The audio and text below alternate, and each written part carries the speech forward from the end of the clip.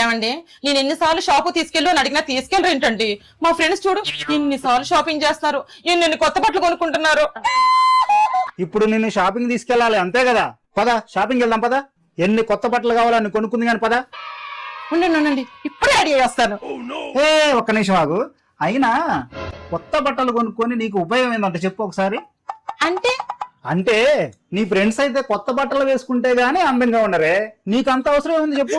మన బీరువాలో ఉన్న పాత బట్టలు వేసుకుని అందంగా ఉంటావు, సెల్ఫ్ లో ఉన్న పాత బట్టలు వేసుకుని అందంగా ఉంటావే చెప్పు. అయినా సరే నేను షాపింగ్కి వెళ్ళాలి, కొత్త బట్టలు కొనుక్కోవాలంటే ఇదిగో కొత్త బట్టలు ఎందుకు నన్ను కొనుక్కోపో. డబ్బులు ఎందుకండి దండగా, మన ఇంట్లో పాత బట్టలు ఉండగా కదా. నీకంత అవసరం ఏముంది? వాళ్ళంటే చండాలంగా ఉంటారు కాబట్టి నీ ఫ్రెండ్స్, వాళ్ళకి కొత్త బట్టలు కావాలి కానీ. సరేనండి, సంవత్సరం వరకు నాకు కొత్త బట్టలు వద్దండి. సరేనా, నేను అడగను. ఇంట్లో ఉన్న పాత బట్టలు వేసుకుంటారండి. Super super. నువ్వు సామాన్యుడు కాదురా.